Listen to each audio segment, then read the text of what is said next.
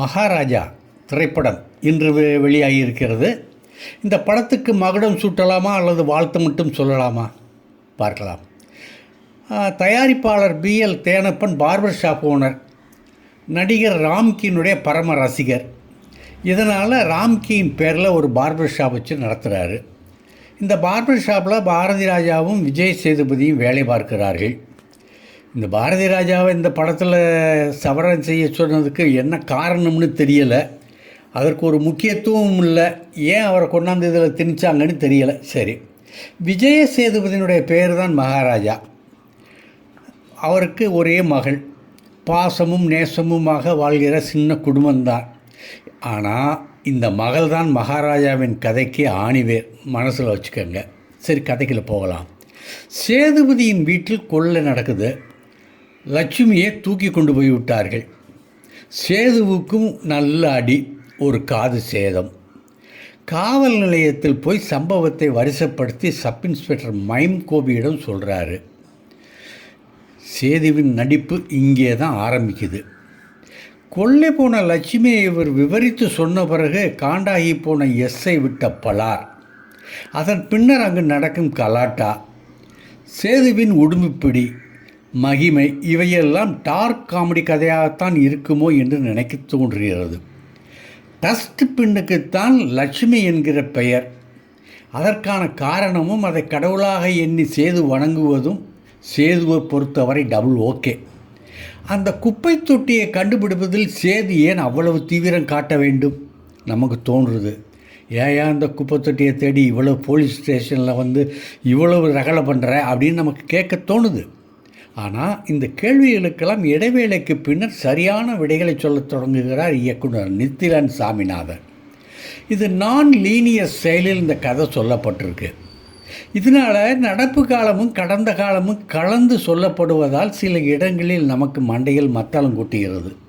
இது எப்போ நடந்தது, முன்னாடி நடந்ததா பின்னாடி நடந்ததாங்கிற ஒரு சந்தேகம் வருது. ஆனால் முதல் பாதியில் சொல்லிய பல நெருடல்களுக்கு பிற்பாதியில் விடை சொல்லி வித்தை காட்டி விட்டார் இயக்குனர். எடிட்டர் பிலோமின் ராஜ் இன்னொரு இயக்குனராகி கதைக்கு சிறப்பு குட்டியிருக்கிறார் என்றாலும் தப்பில்லை. விஜய சேதுபதியின் 50வது படம். கதைக்கு நாயகி கிடையாது, காதல் பாட்டு கிடையாது, தமன்னா மாதிரி ஐட்டம் டான்ஸு இல்லை. ஆனால் விறுவிறுப்பு குறையாமல் போகுது கதை. காரணம், காம கொடூரங்களை தேடி நடக்கும் வேட்டை தான். இதை சிறப்பாக செதுக்கி இருக்கிறாரு டைரக்டர். இதை வெளிப்படையாக சொல்லாமல் திரைக்கதை செல்வது மிகச்சிறப்பு.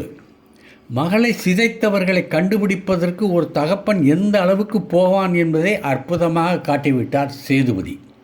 வாழ்த்துகள். இந்த கெட்ட போலீஸாக கருதப்பட்டவர்கள் எவ்வளவு நல்லவர்களாக இருக்கிறார்கள் என்பதை கடைசி காட்சியில் சொன்ன பாங்கு, துணிச்சல். அந்த குழந்தை, அந்த பாதிக்கப்பட்ட அந்த சிறுமி, அந்த அனுராக் காஷ்யப், அவன் தான் வில்லன், மெயின் வில்லன். அவன்கிட்ட எனக்கு நடந்த மோசமான விஷயத்தை நினச்சி கவலைப்பட மாட்டேன் என்று கடந்து போய்கிட்டே இருப்பேன்னு சொல்லும்போது, அடேங்கப்பா எவ்வளவு பண்பட்டு இருக்கு இந்த உள்ளம், சிறுமியின் உள்ளம் அப்படின்னு சொல்வது பாராட்டுக்குரியது. அனுராக் காஷ்யப்பை கோலிவுட் நடிகராகத்தான் இந்த படத்தில் பார்க்க முடிகிறது. அந்த அளவுக்கு மண்வாசம், சிறந்த நடிப்பு, மனுஷன் வாழ்ந்திருக்கிறாருங்க. பாலியல் வன்கொடுமைக்கு ஆளான சிறுமி யாருடைய மகள் என்பது தெரிகிற போது நித்திலனுக்கும் ஒரு கிரீடத்தை சூட்டுங்கள்யா அப்படின்னு மனசு சொல்லுது. சிங்கம் புலிக்கு இப்படி ஒரு கேரக்டரா? மனுஷன் பின்னிட்டாங்க. இவர் என்ன கேரக்டருங்கிறது இப்போ சொன்னோம்னா நீங்கள் படம் பார்க்குறது சஸ்பென்ஸ் இருக்காது. படத்தை பார்த்து தெரிஞ்சுக்கங்க. Inspector Natty, sub inspector Aruldas, boys Manikandan இவர்களை வாழ்த்தாவிட்டால் இந்த விமர்சனம் நிறைவடையாது. குறைகள் இருந்தாலும் அதை நிறைவென சொல்கிறது மனசு. இதே நேரத்தில் இன்னும் எத்தனை படங்களில் இந்த அப்பாவி சிறுமிகளை வேட்டையாடுவார்களோ என்ற கவலையும் இயலாமல் இல்லை. ஆனால் நாட்டு நடப்புத்தானே படமாகிறது. இந்த மகாராஜா மாண்புகள் நிறைந்து சிறந்திருக்கிறான். நல்ல ஆக்ஷன் த்ரில்லர். பார்க்கலாம். நன்றி. இந்த வீடியோ உங்களுக்கு பிடிச்சிருந்தா லைக் பண்ணுங்கள், கமெண்ட் பண்ணுங்கள், ஷேர் பண்ணுங்கள், சப்ஸ்கிரைப் பண்ணுங்கள்.